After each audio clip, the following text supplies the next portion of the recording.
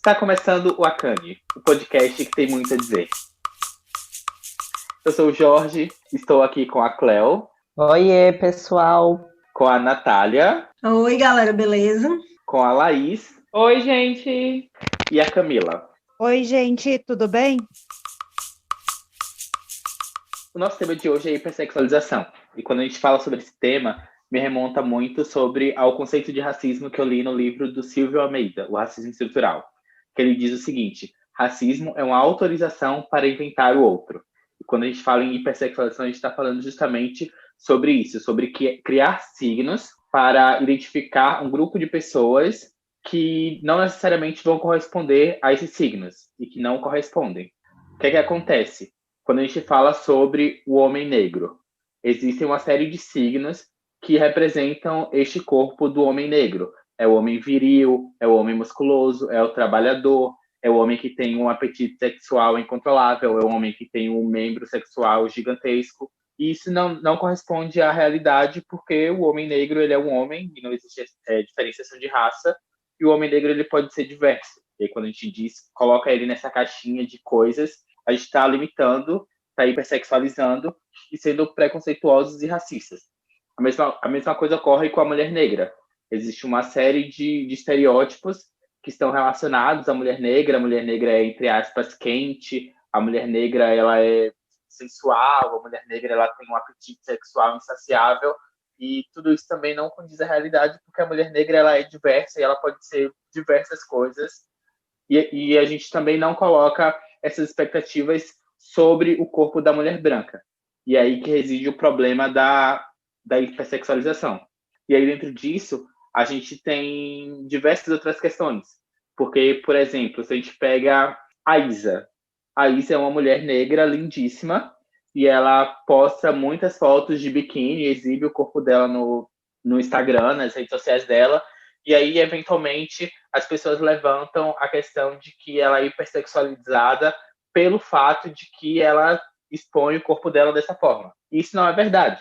Ela expõe o corpo dela dessa forma nas redes sociais porque ela se sente confortável e isso não tem problema nenhum. O problema é as pessoas acharem que o fato de que ela poste fotos de biquíni, que ela expõe o corpo dela nas redes sociais, signifiquem um convite para que façam comentários sexuais ou para que levantem hipóteses sobre o desempenho sexual dela e qualquer coisa do gênero. E aí que está o perigo da hipersexualização, a gente desconsiderar a individualidade dessas pessoas.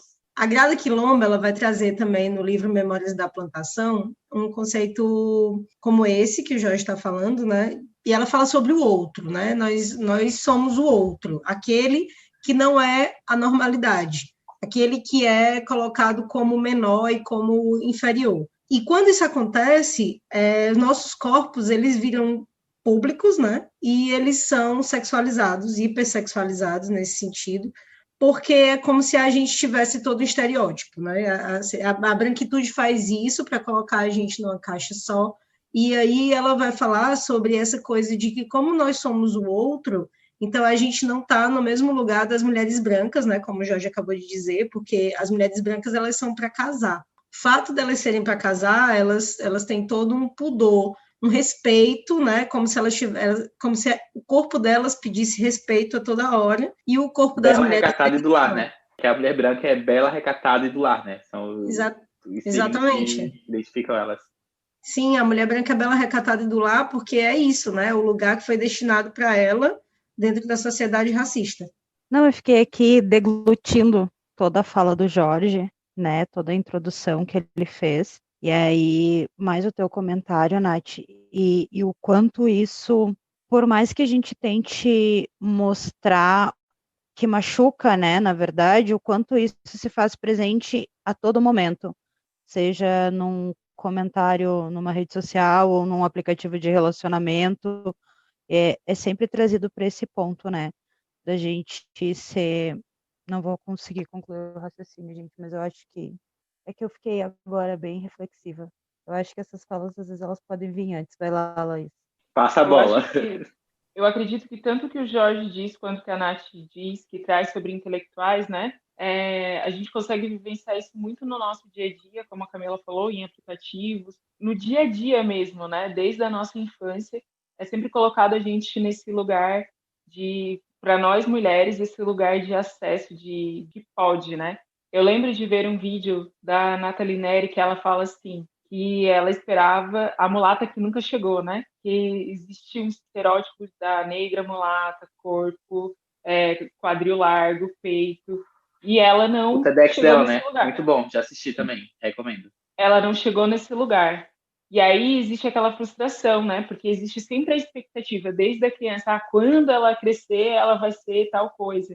E aí ela não é tal coisa, porque nós como mulheres, nós como pessoas, nós somos diversas, corpos diversos. Não existe um único padrão, não existe que todas as mulheres negras são mulheres com cinturas finas, quadril largo, peito, enfim. Isso não é um padrão único, né? Até porque esse país, ele é gigantérrimo, tem aí diversos corpos. Só que isso é algo que está dentro da nossa sociedade, né? Eu tenho as minhas próprias experiências, e são muitas, desde a minha infância, quando eu tinha 11 anos, que eu ia no centro pagar as contas de casa, e eu era abordada por pessoas muito mais velhas do que eu. Eu era uma pessoa que, com 9 anos, 9, 10 anos, eu já tinha mais ou menos o corpo que eu tenho hoje, né? Então eu era muito jovem, por um corpo que eu nem entendia que eu tinha, mas os outros homens, na sua maioria brancos, muito mais velhos com idade para serem meus avós, achavam que tinham o acesso ao meu corpo, né? Então eu era abordada e eu não sabia como reagir, porque eu era muito jovem, eu era uma criança. E eu fui entendendo ao longo dos anos o quanto ser hipersexualizada mudou muito o meu comportamento. Hoje eu consigo perceber isso. Mas eu chego nos lugares, o meu corpo chega antes de mim. Então o que eu aparento ser chega muito antes de mim. E eu percebi há uns 2 anos atrás, não faz muito tempo, que eu sempre falava sobre as coisas que eu sou, para que, ou que eu fiz, para que a impressão do corpo pudesse sumir, para que eu pudesse ser mais do que apenas um corpo.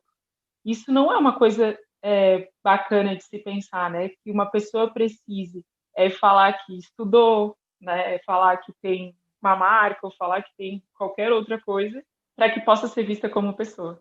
Eu vou só complementar isso que tu está falando, porque é outra coisa também que a Grada Quilomba traz, né? Que ela vai dizer que a gente, quando tudo isso que tu falou sobre o teu corpo chegar primeiro, eu super me identifico com essa tua fala, eu super... Eu vejo as pessoas me olharem, sabe, com uma cara de totalmente diferente de quando eu começo a conversar e começo a mostrar quem eu sou.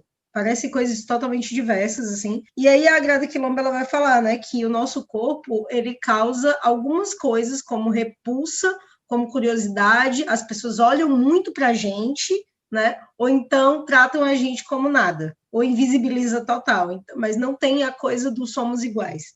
Isso que a Nath traz, nossa, é muito presente no meu dia a dia. Eu tô ouvindo todas as falas aqui, tô refletindo sobre a minha própria vivência, né? E o quanto essa hipersexualização ela é problemática, porque ao mesmo tempo ela tenta enquadrar as pessoas e ao mesmo tempo ela exclui outras, né? Eu lembro da minha fase, né, de transição, de início de transição, onde eu estava ali com outras meninas, outras amigas que eram cis, não eram trans, né? E o quanto eu era excluída, porque eu estava bem naquela fase andrógena, né? Então fica uma pessoa bem esquisita. Eu estava ainda em transição e tudo. Eu vejo assim o quanto eu era excluída, o quanto os homens não olhavam, eles riam. E daí eu penso hoje assim, tipo, hoje que eu, claro, já passei minha fase de transição e tudo, já estou bem resolvida enquanto travesti, né? Já modifiquei bastante meu corpo, minhas vestimentas e tudo. E o quanto hoje eu vivo o outro lado, né? Que é essa hipersexualização, essa procura. Porque principalmente eu sou negra, sou uma travesti. E nós vivemos num país que ele mais mata transexuais e travestis, mas também é o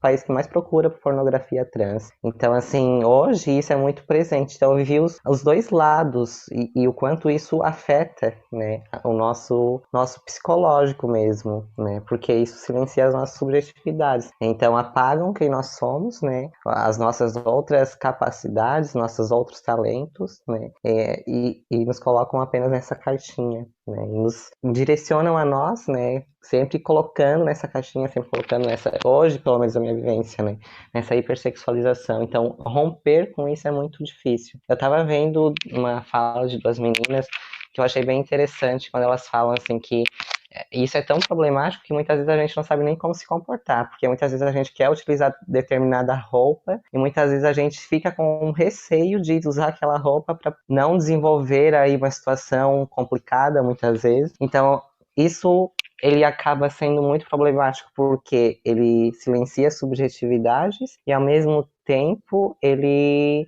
nos proíbe, nos delimita, né, de podermos aí estar muitas vezes vivendo coisas que nós queremos e, quero utilizar determinada roupa, eu posso utilizar de maneira tranquila. Não, não podemos. Hoje, muitas roupas que eu vou utilizar, eu já penso, tá, mas essa roupa que eu vou utilizar para determinado espaço que eu vou ocupar, né, que eu vou naquele determinado espaço, o que eu vou passar, né, e daí a gente já se preocupa, não é com nós estamos bem resolvidas, mas com que como as pessoas vão interpretar isso, né?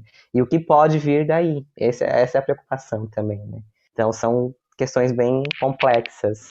Então, eu comecei falando um pouco sobre o que é que eu entendo por hipersexualização, o que é que eu acho que com essas problemáticas envolvidas. E agora eu vou falar um pouco mais sobre uma perspectiva pessoal, né? Eu já falei aqui no podcast que eu me descobri o homem gay antes de me descobrir o homem negro. E aí, todos esses processos de descoberta vieram através de situações de incômodo, né? Eu sempre achava que eu não me encaixava, que tinha alguma coisa errada comigo, que eu estava fazendo alguma coisa errada, assim, na vida como um todo. Eventualmente eu descobri que percebi, né? Tive consciência de que eu era um homem gay e eu achei que era essa a raiz do incômodo e que aí estaria resolvido porque eu tinha um lugar para onde pertencer, né? Eu tinha uma comunidade para onde eu ia encontrar pessoas iguais a mim, enfim, e que aí eu não teria mais esse incômodo de ser. E, obviamente, não foi o que aconteceu. E aí, dentro dessa comunidade, não vou nem dizer LGBTQIA+, vou dizer dentro da comunidade gay, que é onde eu me conto especificamente, foi um dos lugares em que eu menos me senti pertencente, onde eu menos encontrei afeto, onde eu menos encontrei apoio, e é exatamente por isso, né? Porque ainda nesse recorte de homens gays, do movimento gay, é muito o movimento branco, né? São homens brancos, e aí quando a gente vai falar sobre homens gays em destaque nacional, são homens gays brancos, e aí eles estão pautando necessidades e questões de homens gays brancos, que não necessariamente me contemplam. E aí, quando esses homens gays brancos eles olham para mim, para o meu corpo negro, eles veem uma possibilidade de lazer, uma possibilidade de prazer, uma possibilidade de preencher e de corresponder a um fetiche que eles têm muito bem construído na cabeça deles. E aí, eu que lute para corresponder a todas essas expectativas que eles criam sobre mim, né? E aí, é por isso que eu comecei falando que é sobre que eu acho que quando a gente fala sobre hipersexualização, o racismo nesse ponto específico de criar o outro, né? Porque criou-se um estereótipo, uma imagem sobre o meu corpo de o que é que eu desenvolveria na comunidade gay, né? De qual seria o meu papel, o que é que eu desenvolveria. E aí, a partir do momento em que eu não correspondo a isso, eu não encontro nenhum pertencimento no meio de homens gays. Tanto é que outro dia eu estava até conversando com uma amiga próxima e falando que eu não me via no movimento LGBTQIA+. E aí, assim, não é que eu não me veja, porque, né, eu faço parte, obviamente, desse movimento, enfim. E esse movimento também é muito positivo e tem pautas muito importantes. Mas é que, assim, enquanto eu não ver esse movimento LGBTQIA+, pautando necessidades específicas, e aí, assim, pautando as minhas necessidades enquanto homem negro, pautando as necessidades de mulheres trans e travestis, pautando necessidades de bissexuais, de pansexuais.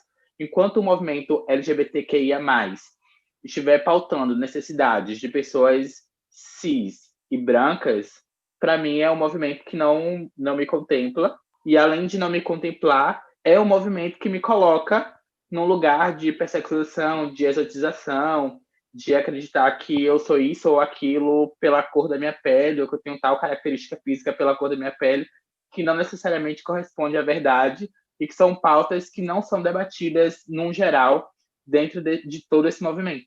E aí, quando eu brinco, entre aspas, dizendo que eu não faço parte desse movimento, não é que eu não faça parte, mas é que eu acho que esse movimento precisa ainda evoluir bastante as discussões para abranger cada vez mais diversidade, né? Porque tanto se fala em diversidade, mas que diversidade é essa?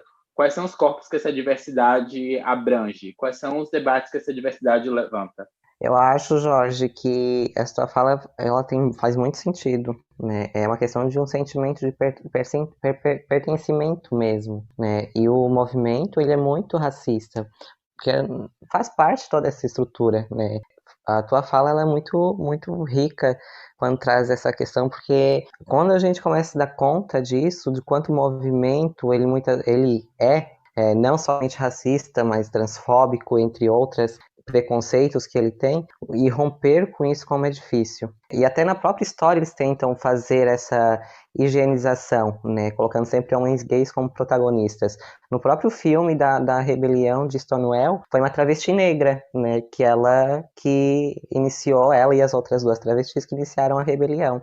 E no filme foi um menino gay branco, cis, né? Então, assim como a própria história também ela tenta aí passar, né, colocando sempre essas pessoas como protagonistas e romper isso dentro do movimento é muito difícil. Eu agora estou com o grupo de apoio e eu vejo assim que eu botei como sugestão de pautas, né, para as pessoas, para os participantes. Não surgiu nenhuma pauta, por exemplo, nenhuma pessoa levando sugestão de pauta em relação às pessoas negras, né, pessoas trans ou pessoas, ou os gays, as lésbicas negras, pessoas negras do movimento. Tudo outras pautas, e eu vejo assim, meu Deus, como o movimento, ele, não sei nem como posso chamar, assim, mas calando, ele não aborda mesmo, né, não trabalha, e isso é muito problemático, né, porque a gente acaba excluindo outras pessoas do nosso movimento. Por exemplo, tu, né, que é uma pessoa incrível, inteligentíssimo, e outras aí, várias talentos que tu tens, e não se sentir pertencente a essa comunidade, porque essa comunidade, ela é excludente mesmo. Isso é muito problemático. Eu fico pensando assim, né, como mudar toda essa questão, porque ela é secular, né, a gente vem de uma história que desumanizou, né, da onde os brancos desumanizaram os nossos corpos desde sempre, onde nós fomos, né, os nossos ancestrais eram tidos muitas vezes em jaulas, para exposição e para N outras coisas e experimentos, e é óbvio, a hipersexualização ela é um dos braços de toda essa desumanização. Mas o que a gente poderia, né, fazer? Porque num mundo hoje que a gente trabalha com imagem, e querendo ou não, a gente tem muito isso ainda, quando trazem, por exemplo, o caso da Isa, ela é uma cantora, tem a voz, mas o corpo está atrelado também a isso. O quanto a gente precisaria, ou como a gente poderia fazer para que isso não se tornasse tão presente ou tão agressivo nas nossas vidas, né? Porque quando a Laís fala dela na infância ali, e ela traz o relato dela, é onde eu fico realmente pensando o quanto isso já me atravessou. Eu também desenvolvi muito mais cedo. Hoje as crianças até desenvolvem muito mais cedo, acho que do que a gente. Mas para minha geração, com 9, 10 anos, eu também já tinha passado, né? Hoje, no digital, isso vai ser cada vez mais acelerado, essa exposição. E como, não, acho que não é nem não deixar que isso aconteça, mas é amenizar o impacto disso, né? Dessa desumanização. Eu também já pensei muito nisso, sabe, Camila, que tu está colocando sobre como... a Cléo também trouxe um pouco disso, né? Quando ela fala como a gente deve se vestir, se comportar para que a gente consiga manter os nossos corpos o mais intacto possível. Laís também falou sobre isso, né? Eu acho que é um pensamento que passa na cabeça de todas as pessoas negras, assim, de uma forma geral, né? Porque tem todo um estereótipo da nossa imagem que é colocado para a gente, então tem uma coisa que, rapidinho, eu cheguei à conclusão, né? Só para poder exemplificar o que vocês estavam trazendo. Quando eu era adolescente, eu queria muito surfar. Eu queria ser surfista, e aí eu achava aquele estilo surfista muito legal, short, chinela, camiseta e tal. Só que muito rápido eu entendi que eu não podia me vestir daquele jeito.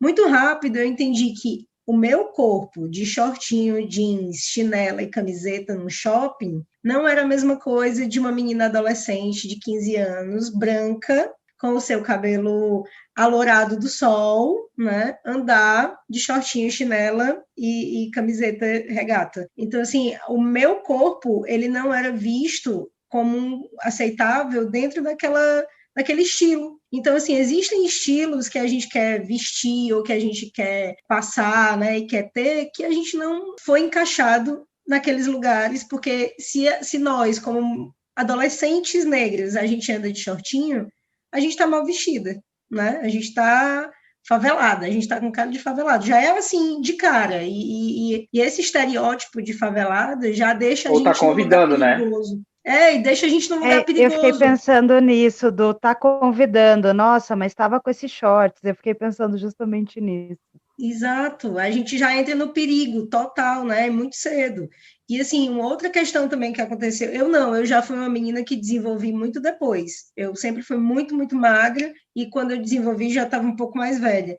Eu só menstruei com 14 anos, então assim, eu com 12 anos eu ainda era uma pirralha magrinha. Mas eu lembro que com mais ou menos essa idade, eu estava no supermercado com uma amiga branca, mais ou menos da minha idade, e ela começou a conversar com um menino um pouco mais velho do que a gente, e ela tava, tipo, naquela paquera com ele e tal.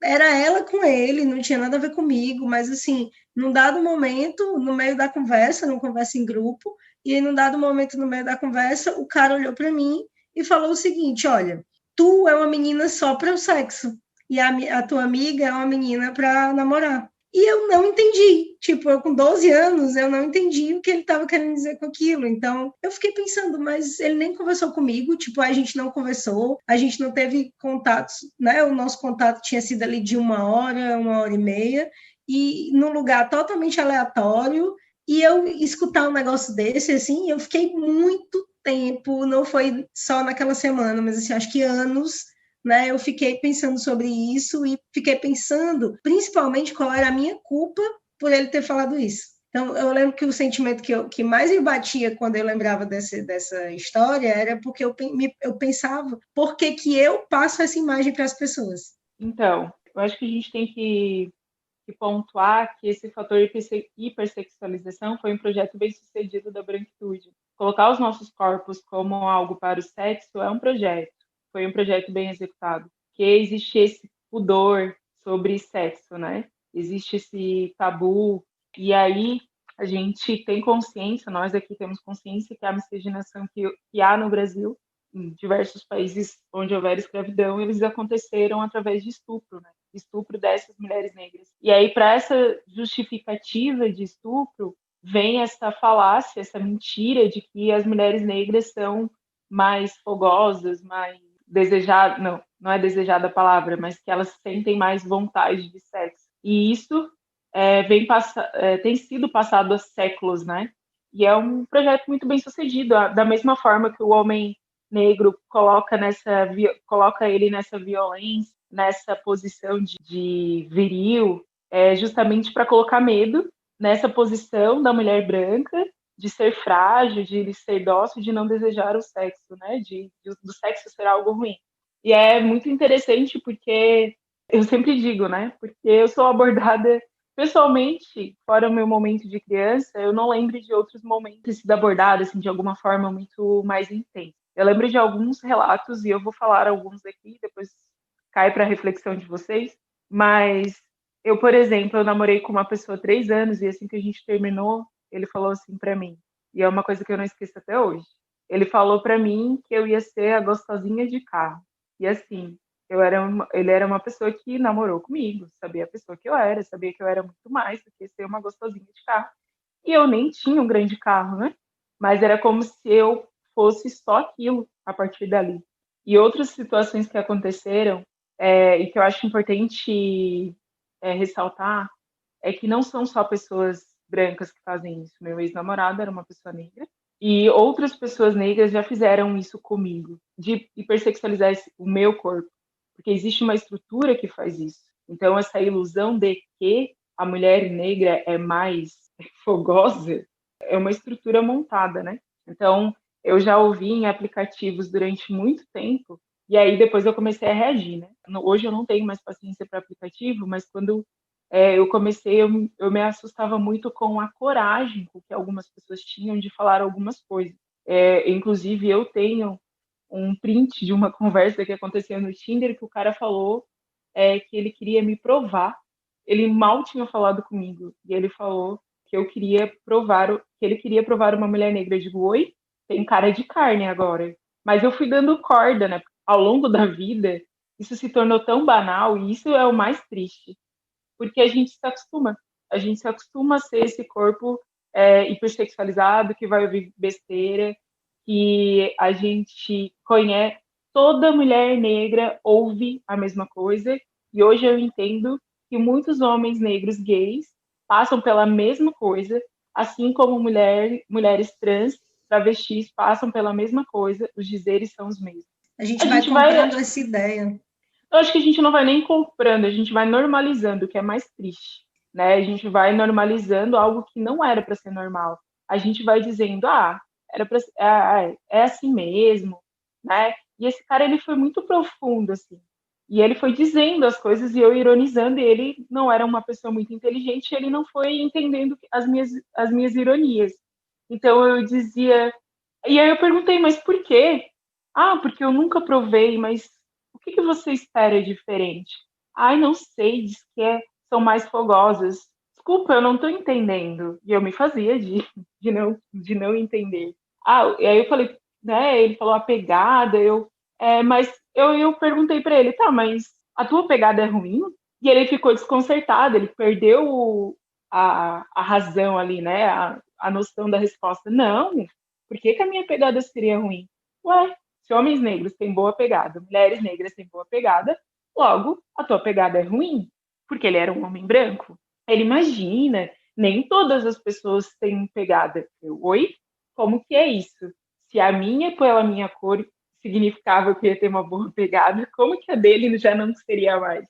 Né? E aí, a pessoa, quando ela é confrontada na própria loucura do que ela fala, ela se contradiz, né? Porque hipersexualizar o outro corpo pode, transformar o outro corpo em objeto pode, mas quando a gente responde, ela fica perdida. E a pergunta, eu acho que foi uma das perguntas que eu fiz para ele, assim, nem foi uma pergunta, foi algo que eu disse. Se os homens negros são mais sexualizados, são melhores na cama, se as mulheres negras são mais sexualizadas, melhores na cama, o que pessoas negras fazem com pessoas brancas? Caridade?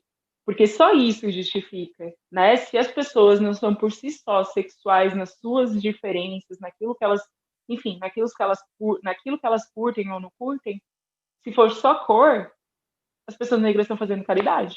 Porque no passado, os nossos corpos eram usados através disso. Hoje, a gente tem uma escolha, né? Posso colocar aqui entre aspas, porque existem situações e situações. E é isso. Joguei para vocês. Então, eu queria retomar, tipo assim, a fala da Camila, ela é muito direta, assim, tipo, no que eu acredito que é o foco do tema, sabe? Que quando a gente fala em hipersexualização, a gente está falando em violência, e é importante a gente ter isso em mente, que é violência. E aí, assim, se a gente faz uma retrospectiva, quando a gente fala em hipersexualização, a gente está falando em construção da nossa sexualidade, do nosso contato com o que é sexo, ou o que a gente acredita que é. E tudo isso é um processo muito problemático, porque a gente cresce sendo colocado nesse lugar, né? E aí a gente tem aqui relatos, a Laís trouxe, a Natália trouxe, de serem muito novas e já serem colocadas nesse lugar de sexualidade, de desejo sexual, muito antes até de entender o que é isso, ou o que é que significa, ou como que se faz, enfim. E aí é importante a gente ter isso em mente, assim, que é um processo extremamente violento de todos os lados, assim. E aí se a gente vai, por exemplo, para a pornografia, é onde tem esse respaldo de que esse corpo negro ele tá lá para servir. E aí seja a mulher negra que vai fazer de um tudo, de todas as formas possíveis, seja a travesti que vai estar lá para também servir, né, a um corpo que está ali para ser usado e só, seja o homem negro também na pornografia, o homem gay na pornografia, que vai estar ali também, né, para ser o ativo, para ser o másculo, para ser todas essas questões. O próprio homem negro hétero também, nesse contexto, que vai ser também essa mesma coisa, desse homem másculo, desse homem que faz e acontece. E aí tudo isso, assim, quantas pessoas negras que crescem tendo aquilo ali como exemplo, e aí vendo aquilo ali e achando que aquilo é o correto, que aquele é o lugar. E aí, assim, a gente tem dois grandíssimos problemas. Tanto a pessoa que cresce, a pessoa negra que cresce acreditando que aquele é o seu lugar e que aí essa pessoa tem que corresponder a todas aquelas imagens, a todas aquelas expectativas que estão sendo apresentadas ali, tanto a pessoa negra que assiste aquilo ali e não se reconhece naquele papel. E aí não tem também nenhum outro referencial, e aí essa pessoa vai se entender num lugar de erro, num lugar que está fazendo alguma coisa errada, porque, né, se a única referência que aquela pessoa tem é ou a pornografia, que é um problema também, um problema grandíssimo, e a gente pode falar sobre isso no outro episódio, mas ou a pornografia, e aí que tem todas essas imagens problemáticas, ou essa experiência de vida em que é colocada constantemente nesse lugar, que é também o que sendo reproduzido na sociedade. E aí, assim, qual o lugar desse corpo negro? E aí, qual é a pergunta? A pergunta que eu faço é: por que que esse corpo negro é colocado nesse lugar? E aí, por que que o corpo branco não é? E é exatamente por essa questão de significados, né? De que o corpo branco é que a sociedade espera, de que, né, o homem branco, que pode ser sexualmente o que ele quiser, e aí diversas representações, e a mulher branca, que vai ser bela, recatada do lar, e que aí esses dois vão se unir, vão constituir uma família, vão ter filhos, etc, etc. E aí é isso. E aí o corpo negro está reservado para esse lugar do sexo e das peripécias sexuais e dos grandes desempenhos. E é isso que representa todo este grupo gigantesco de 54% a 56% da população brasileira que são pretos e pardos. Não, tava aqui ouvindo todas as falas, né? Bom, parar para falar de rede social mesmo, o que eu escuto, o que eu leio em rede social, essas de relacionamento que eu já tive, gente, olha, e aquilo que ela traz, né, a gente muitas vezes normatiza, é algo que não é, que a gente tem que problematizar, né, mas o quanto isso é tão cansativo também, falando diariamente, de vivência diária, o quanto isso é exaustivo, porque qualquer pessoa que você vai conversar, que você espera que tenha uma conversa diferente, a pessoa já vem com todo aquele, né, toda aquela atmosfera já construída sobre você, e o quanto isso é cansativo. Então muitas vezes assim, ó, hoje, né, muitas vezes eu discuto, eu brigo, muitas vezes eu ignoro, tipo, eu vou pegar, não vou responder, simplesmente, que não, muitas vezes não vale o meu cansaço, né, o meu estresse, então, e o quanto isso afeta, porque eu acho que, e com a Laís, principalmente, eu acho que nós já conversamos diversas vezes, essa questão de relacionamento,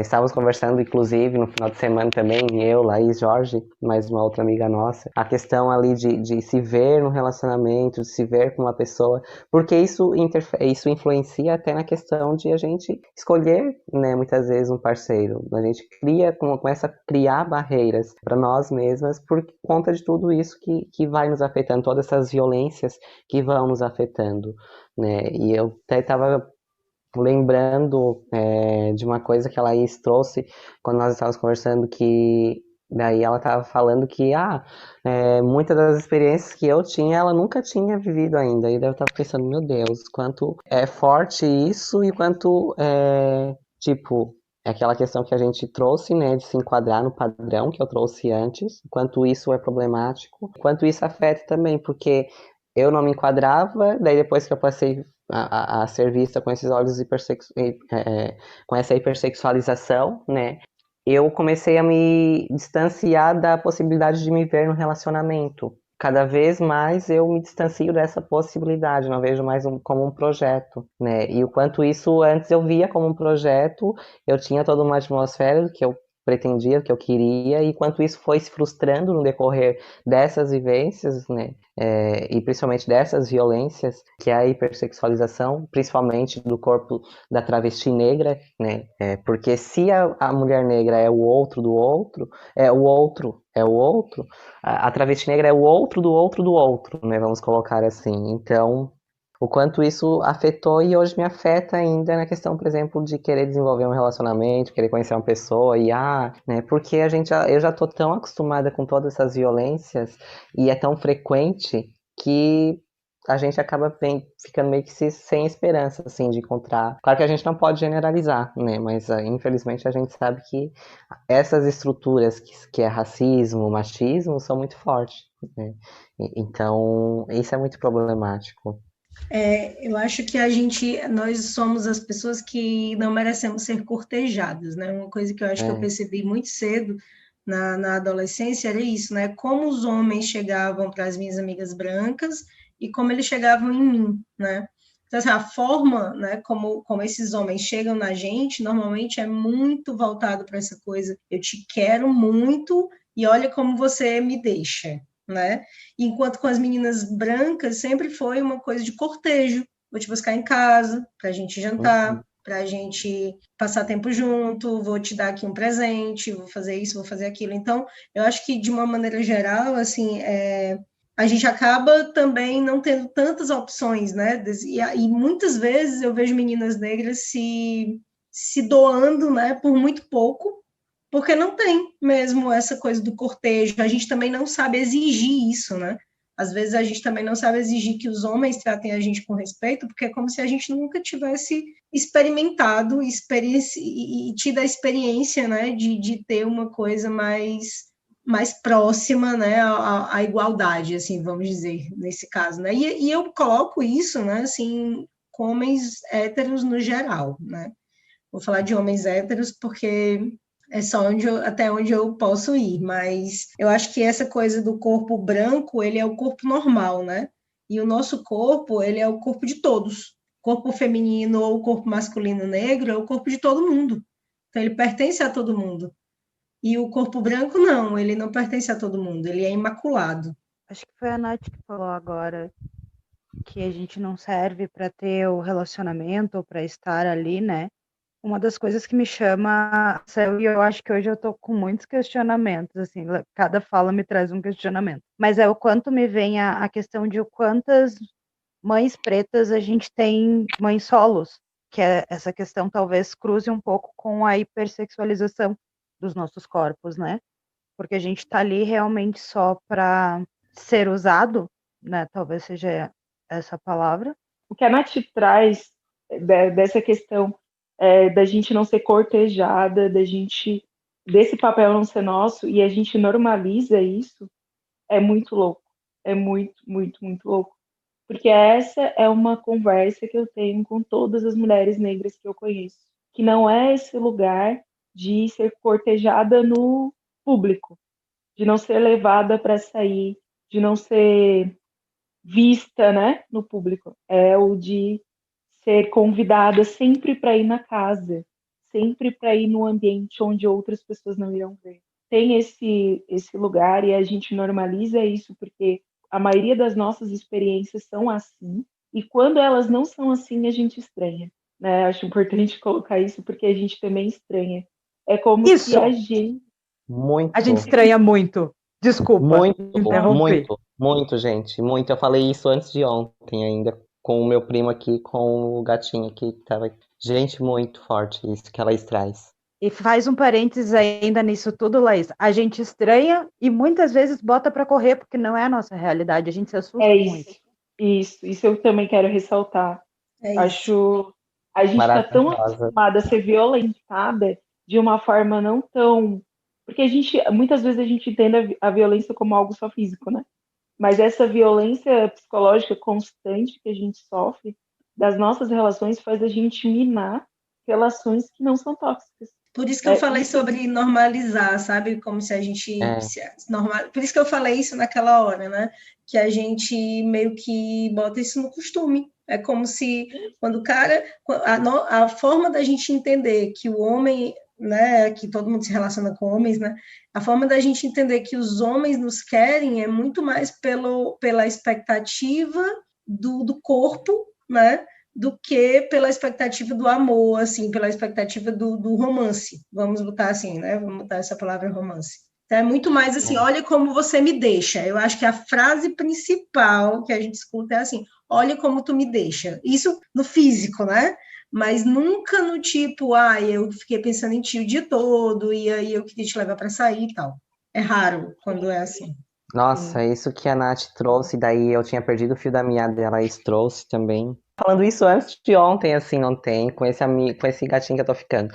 Que daí, quando foi a primeira vez, assim, que ele me tratou super bem, eu já estranhei desde do princípio. E depois, assim, tipo, do rolê, que foi me deixar em casa e tudo, tipo, mandando mensagem, preocupado, e no outro dia, de bom dia, e a gente vai estranhando tudo isso, tipo, tá, o que esse cara tá fazendo? Tipo assim, eu estranho muito, assim, então é muito complexo isso, gente. E isso faz pouco tempo. Agora vamos parar pra pensar, já tem quase 30 anos. Mas isso é muito normal, né? Que depois, um outro dia, a gente vem e vai falar sobre a solidão desses corpos negros, né? Eu acredito que essa é uma pauta que vai existir, porque soma tudo isso, né?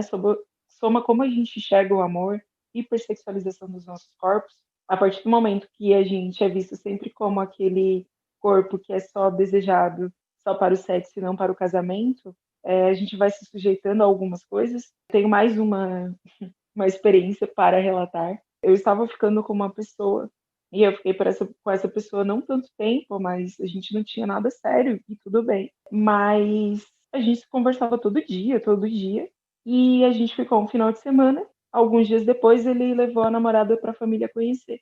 E não era eu, era a mulher padrão. E foi a primeira vez que eu entendi o quanto raça pesava sobre a minha vida, sobre as minhas relações de afeto. E aí eu fiz toda uma retrospectiva de tudo que já tinha acontecido antes e fui entendendo isso que eu falei anteriormente, né? Que era de eu não ser convidada para os rolês na presença de todos, né? E não quero dizer que não estou querendo me achar, mas eu sou uma pessoa muito legal, muito incrível e ainda assim Eu diria eu perfeita. exagerado, mas e ainda assim eu passo por todas essas coisas, né? E a desculpa desse cara foi: eu não tive coragem para te contar, só porque eu servia para o sexo e eu não servia para ser apresentada para a família. E eu não servia nem para saber 4 dias antes dele levar essa namorada para a família conhecer. Então, assim, a questão não era ele estar ficando com outra pessoa, né? Porque tudo bem, a gente não tem obrigações de ter relacionamentos sérios com pessoas, né? A gente pode ter relacionamentos aleatórios e, como disse a Camila num outro episódio, que ela gosta dos, dos relacionamentos engraçados, eu também gosto, mas eles têm que ser engraçados, a gente tem que ser visto como seres humanos também e que vamos sentir, que foi o que ele não fez comigo, porque além dele achar que eu poderia ser só para o sexo, ele também ignorou que eu tinha sentimento, como se o que ele fizesse não fosse doer, e doeu, e reverbera até hoje, né? Porque Responsabilidade afetiva não é pra gente, é como se fosse assim, né? Como se ninguém precisasse Era, dizer nada pra gente ser sincero em nada, porque a gente já sabe qual é o nosso lugar, e o nosso lugar não é o do afeto. Então, por que a gente vai se incomodar, né? era total. exatamente isso que eu ia pontuar, Nath, tipo, responsabilidade afetiva. Uma coisa que foi trazida aqui pela Cleo e por todos vocês, no caso, né? Acho que todo mundo meio que falou sobre isso em algum ponto. Sobre o limiar entre sexo e relacionamento. E aí, sobre possibilidades. Que pra gente, muitas vezes, são coisas muito distintas. E aí, eu fico me questionando o porquê disso, assim, sabe? E aí, por exemplo, pra quem acredita em signos e pra quem tá nesse rolê, tipo assim, eu sou eu sou pisciana com acidente de peixes e lua em câncer. Então eu sou uma pessoa eu sou uma pessoa dada ao relacionamento, Ai, aquela meu coisa Deus, dois. como tu é sofredor! Exato. Não, mas É isso. peixes com ascendente em peixes só perde pra mim que tem um ascendente em câncer. Vamos combinar. Mas câncer também Mas é isso no lua sofre. em câncer. Canceriano sofre de amor. Pisciano, apaixonado, meu Deus. 2 vezes.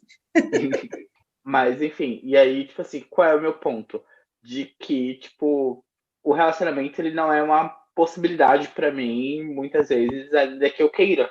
E aí, tipo assim, eu sou sempre a pessoa legal, o engraçado, o descolado, o que, nossa, adorei ficar com você, e nossa, o que a gente teve foi muito legal, mas não é isso que eu quero, e aí não é isso que eu procuro, e aí, enfim, não sou pronto para o relacionamento com você hoje, e aí daqui 2 dias eu tô pronto para o relacionamento com uma pessoa branca, e aí é esse o rolê, assim, sabe? Eu acho que, assim, hipersexualização O que que eu já é, falei, o que que é 4 cabecinhas balançando na fala do Jorge? Todo mundo concordando, porque todas nós já passamos por esse rolê de não estou preparado para o relacionamento e dias depois, opa, estou no relacionamento. Mas não é com você. Não estou preparado para um relacionamento com você, né? E aí a gente. Ai, nossa, gente, eu preciso dizer que dói. eu vi essa exata frase outro dia. Mas, enfim, não é esse rolê que eu tô aqui para contar. É que, enfim, que no geral, tipo, não vou falar sobre um caso específico, mas que no geral, tipo assim, é isso que resta pra gente, assim, sabe? Eu não tô pronto pro relacionamento com você, porque a minha visão de relacionamento é com uma pessoa branca. E aí, tipo assim, esse é o puro fruto da hipersexualização, né? É o que coloca cada pessoa no seu lugar. E aí a pessoa branca é a possibilidade de relacionamento, e aí a gente tá aqui e a gente assiste nossos amigos brancos engatando em relacionamentos de uma forma muito fluida, muito simples. E aí, tipo assim, eu conheci tal pessoa em tal lugar, e aí a gente ficou, e aí a gente conversou durante um período curto, e aí a gente tá no relacionamento e tá ótimo, e aí tem foto na rede social, e tem apresentar pros amigos, esse rolê. E aí pra gente nunca é assim, né? Pra gente primeiro tem que começar com um rolê sexual, e aí ficar naquilo, até o momento que a pessoa vai chegar e dizer, não é isso que eu queria, gosto de você, você é muito legal, mas, enfim. E aí, tipo assim, Pior, por que que você se apaixonou por mim? Você sabia que era só nossa, isso? sim, e aí a gente passa por completos loucos, né? Porque a gente criou uma coisa na nossa cabeça, a gente viveu uma fantasia da nossa cabeça que nunca existiu, ninguém nunca correspondeu, ninguém nunca, né, esteve ali envolvido, ainda que fosse escondido, ainda que fosse só, né, entre as duas pessoas. E aí Exato. depois, nossa, e ainda tem isso, né? E aí depois ainda coloca a gente nesse lugar de tipo assim, por que você tá cobrando? Porque não era isso a promessa. Enfim, e aí assim, são tantas vertentes quando a gente fala em hipersexualização, né? Tantas e tantas. Gente, eu vou precisar falar isso aqui. De novo, todo mundo concordando. Cabeça. Maravilhoso, Sim, gente. Porque isso é para todos nós, né? Tipo assim, igual, somos ó, nós. estamos em lugares diferentes nesse exato momento, em cidades diferentes, estados diferentes, e a realidade é a mesma. O Somos pessoas discurso diferentes é demais. No mesmo. de áreas diferentes, somos muito diferentes. Eu E diria que são somos de signos e ascendentes completamente diferentes aqui e todos passaram por isso. Gente, às vezes quando eu Total agora, lembro, Camila. desde quando eu lembro das migalhas que eu já recebi, que eu aceitava, Nossa, gente, eu às vezes tenho vontade de morrer assim umas 10 vezes, 10, morrer 10 vezes, como isso? Eu tô bem assim as, aqui, ó. Eu tô bem assim aqui, as ó, gritei assim, migalhas Eu ó. tô que eu mesmo. aceitava. É que é louco, né? A fala do Jorge me fez parar agora e ficar pensando assim. Eu sempre soube que eu passei os degraus da dignidade em alguns lugares, assim, da minha vida. Mas nesse, realmente, assim, ó, eu fui muito fundo na dignidade. Ela foi muito para baixo. Porque a fala do Jorge, a gente...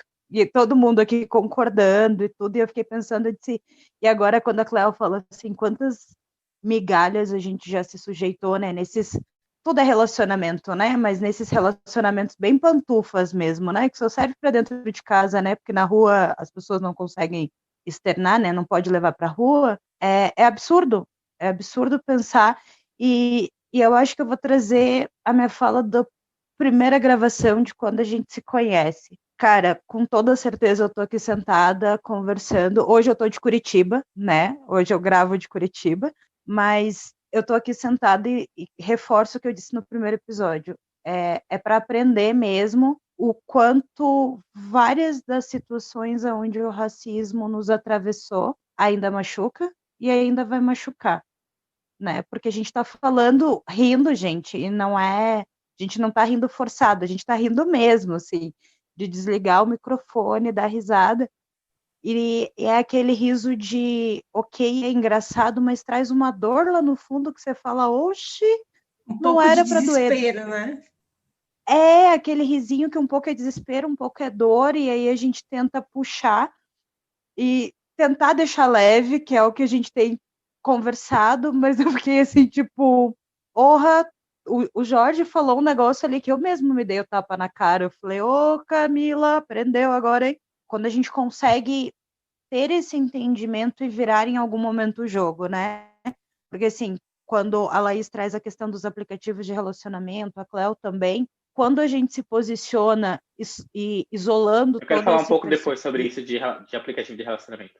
quando a gente isola essa parte da hipersexualização, né, de olharem para a gente só como aquele objeto de açougue, porque tudo bem, que aplicativo de relacionamento é um cardápio, a gente sabe, mas assim, quando jogam a gente já de vitrine de açougue mesmo, pedaço de carne para experimentar e tal, quando a gente isola isso e consegue até às vezes sair do irônico e meter o pé no peito mesmo e dizer, ah, cara, eu não tô aqui para isso, a gente se torna, sei lá, tipo, uma pessoa muito soberba, muito nojenta, ou como eu li esses dias, e eu não lembro nos stories de quem que eu vi que alguém responde assim, a pessoa coloca isso assim, tipo, e era uma fala muito parecida com que a da Laís trouxe, e aí a pessoa, né, o cara responde assim no final, ah, tu tá se achando muito, tu nem é uma preta tão linda assim, ou alguma coisa nesse sentido, sabe? Daí eu disse, pô, tipo, saiu de filé mignon pra carne de segunda numa frase, entendeu? Porque quando a pessoa se posiciona que ela não vai estar só naquele local, e não é o fato de não procurar um relacionamento engraçado, ou casual, ou de ocasião. Não, não é o fato disso. É só de realmente não aceitar que venha com essa agressão, a gente se torna uma pessoa tipo que merece ter outros tipos de agressões, né? Porque daí essa galera parte para agressão verbal e entre outras coisas. Não, a gente não consegue sair de uma violência sem cruzar na próxima, né? E isso é muito bizarro. Nossa, Camila, isso traz é muito forte, assim, porque hoje eu, né, consegui romper, não romper, mas, tipo, hoje eu consigo lidar melhor com essa questão de homens, principalmente, né, e o quanto hoje, quando me posiciono, eu fico sendo chamada de grossa, de que eu sou muito agressiva, que... Mas não, eu não tô fazendo nada disso, só tô devolvendo com a mesma moeda que vocês vêm até mim. Só tô cometendo a mesma violência que vocês vêm até mim. E isso que tu traz, Camila, faz muito sentido, assim, porque hoje, né, que eu consigo lidar melhor com isso, eu sou taxada de grossa, de agressiva, de que, mas eu não estou fazendo nada mais, nada menos que devolver com a mesma moeda a violência que você está chegando até mim. Então, assim, as pessoas elas começam a se incomodar quando a gente se posiciona. E isso é muito, né? E daí, como tu disse, vem com outras violências daí, que não são aquelas, mas aí encontram outras formas de violentar, né? E isso é muito problemático. Deixa eu só Ô, Cléo, complementar, então, a frase da Cleo rapidinho, assim, num outro contexto até, porque as pessoas acham que elas vão chegar, nos agredir, e a gente vai sempre baixar a cabeça, a gente não vai se posicionar.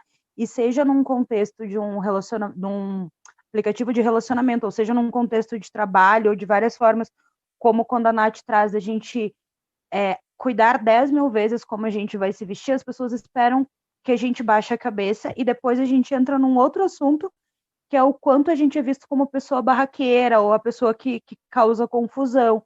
Não é. É porque estão tão acostumados a nos colocar numa caixinha que, então, é a fogosa, é a submissa, é a isso, é aquilo. É que quando a gente tem o mínimo de entendimento do nosso local e do nosso espaço nessa vida, nesse mundo, a gente vai ser a grossa do rolê. A gente vai ser a grossa, a gente vai ser insuportável, a preta metida, a preta Patrícia, essas coisas trava a língua da gente, né? Porque simplesmente a gente entendeu que não é nem que não merece, a gente não pode deixar que as pessoas façam a gente passar por essas agressões, né? sim, eu acho que duas coisas, tipo assim, que a Camila falou e que a Cleo falar. Eu acho que duas coisas, tipo, uma que a Camila falou e outra que a Cleo falou se complementam demais.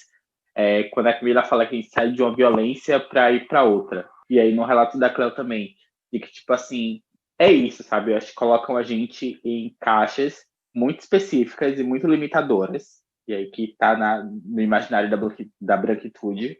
E aí, se você não é uma coisa, necessariamente você é outra. E aí, se você tá naquela caixa de ser hipersexualizado e de ser um objeto sexual, e aí a pessoa já chega para você te tratando daquela forma, e aí você responde à altura, você sai daquela caixa de objeto sexual e vai para a caixa da negra barraqueira e, né, problemática e que porque, tipo assim, é o que o imaginário deles permite que eles compreendam, sabe? Eles não conseguem refletir sobre, nossa, tipo, a minha aproximação foi violenta, a minha aproximação foi desumanizada, eu tratei essa pessoa, essa mulher, como um pedaço de carne, e aí ela tem a individualidade dela, e a partir disso ela se sentiu ofendida enquanto pessoa e revidou. Não, tipo assim, para eles, se você não correspondeu ao meu estímulo sexualizador, então você é barraqueira, você é a negra problemática, você é metida, você é qualquer coisa, menos uma pessoa consciente e que conhece seus limites e que não vai abaixar a cabeça para qualquer coisa que o homem desses falar, sabe? E aí é muito absurdo. E aí eu queria falar um pouco também sobre experiências, né? E aí, tipo assim, pra mim, quanto uma bicha preta e tá em aplicativos de relacionamento, é absolutamente problemático todas as vezes. Assim, ó, vou dizer que não teve uma vez em que eu baixei qualquer aplicativo de relacionamento em que, por exemplo, não veio, principalmente depois que eu vim morar no Sul, em Criciúma, Santa Catarina, que não veio alguém dizer, tipo, sei lá, me chamar de feio, por exemplo.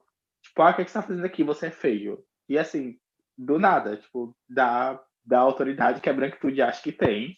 Tu é maravilhoso, lindo. Lindo, muito. Não só lindo, mas perfeito.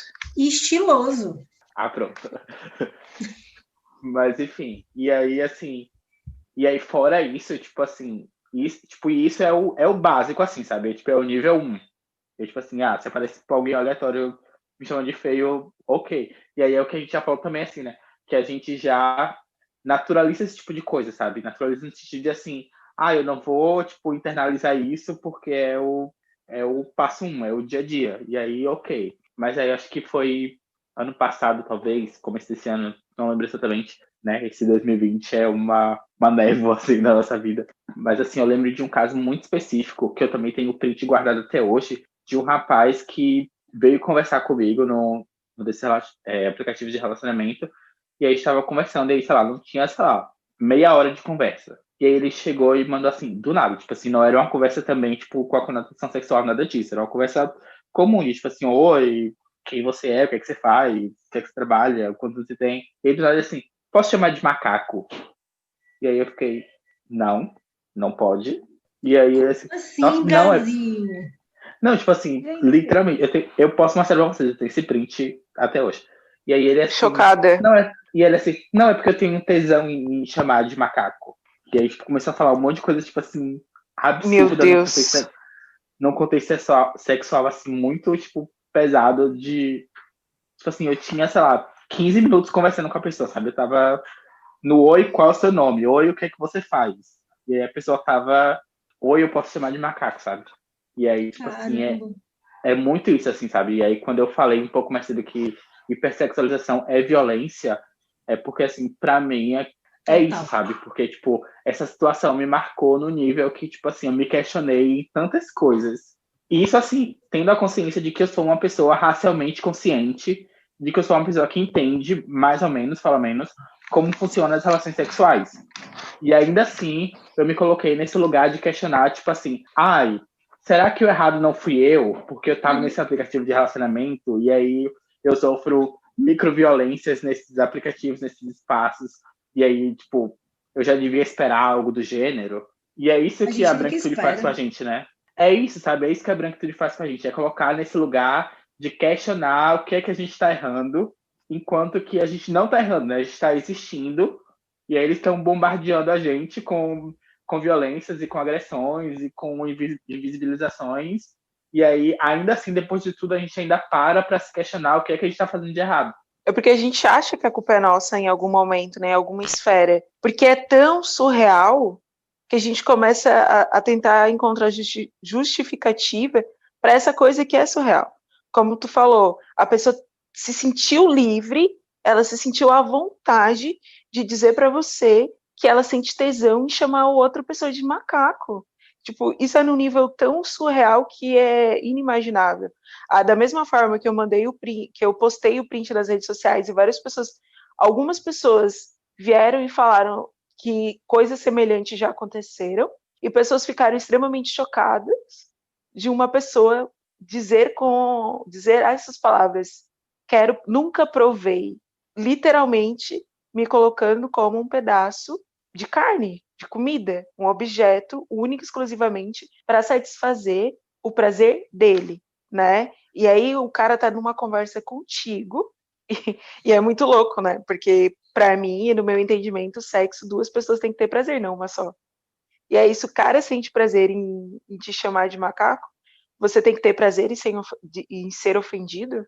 Onde existe essa lógica e esse entendimento do que é sexo também, né? Na minha opinião, eu acho que eu tô certa, é prazer mútuo, né? Eu fico emputecida com essas coisas. Gente, é muito forte tudo isso. Eu mesma estou escutando todas as falas, claro, essa que o Jorge trouxe, essa experiência, a Laís traz também outras. Gente, redes sociais hoje eu nem faço mais questão de ter Tinder, Badoo, essas questões assim, porque o quanto isso é forte, porque assim, ó, gente, tanto de racismo quanto transfobia, entre outras coisas, muitas vezes, quando eu tinha, né, as redes sociais, essas redes sociais, os caras me chamavam nem com oi, já era direto com foto, já pelado, já faz isso, faz aquilo, como se eu sou sirvo especificamente para isso. Quando não vem questões de perguntas de cunho pessoal, é operada, não é, faz isso, faz aquilo, cara, assim, ó, isso é diário, assim, para mim, sabe? Acontece assim, todo rapaz se aproxima, vem com essas violências. Eu acho que para todas nós, mas assim, a questão da travestilidade hoje na nossa sociedade, ela é muito foda, muito foda. É como a gente já conversou aqui, eu vocês perco a esperança, né? Para mim é só mais um, então vamos ver como é que vai ser aí, como é que vai ser o papo, se vai dar para levar um pouquinho adiante ou não, ou se vamos pular pro próximo, ou se vamos ficar quieta no nosso canto, não vamos arriscar mais, porque a gente não sabe nem o que faz muitas vezes. Puxando a fala da Cleo ali, né, sobre todas as questões que a gente passa e tudo, e um pouco do que o Jorge falou, né, da culpa da gente estar ou não nesses aplicativos e se submetendo, às vezes, né, a essas violências, eu já desisti faz tempo.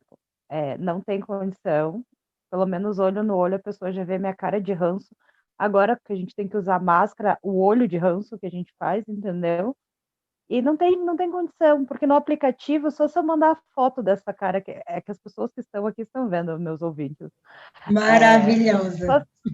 Só se mandar essa carinha de ranço que eu faço, assim, a pessoa já desiste na hora e já percebe que tá falando merda, entendeu? Porque tem uns que a gente tem que entrar dentro da tela, dar um tapinha nas costas e falar assim, tipo, para que tá muito feio. Dá um Google aí, entendeu? Porque não faz sentido. E eu acho que nesse ponto do não fazer sentido, eu ia trazer o ponto das redes sociais, né? Do não fazer sentido. Parece que as pessoas se sentem à vontade de externar, e principalmente essas violências atrás de um aplicativo desses, ou além das redes sociais no geral, né? Atrás desses aplicativos. Quando o Jorge traz a fala ali da pessoa perguntar se pode chamar de macaco ou alguma coisa assim, gente, posso estar muito enganada, mas eu sei que eu não tô. Olho no olho, um trouxa desse não vai falar isso, entendeu? Não fala, porque a pessoa consegue externar essa violência quando está no. Lógico que não são todos, infelizmente, né? Mas muito mais por estar protegido por um aplicativo, ou porque é um fake, ou alguma coisa assim. Que eu ainda, assim, por mais que eu saiba, por mais que eu viva todas essas violências há muito tempo, há muitos anos, né? Eu sou veiaca, às vezes eu não consigo acreditar que o ser humano possa ser tão escroto E eu sei que alguns são, mas eu ainda, tipo, tento não acreditar no todo, sabe? Então, eu acho que essa conversa não acaba por aqui. A gente já tem bastante tempo de episódio. Então, a gente pode dar uma cortada e continuar no próximo episódio também, já que levantamos tantas questões e ainda temos tantas outras questões para falar sobre isso. Então, ficamos por aqui. Um beijo a todos, todas e todos.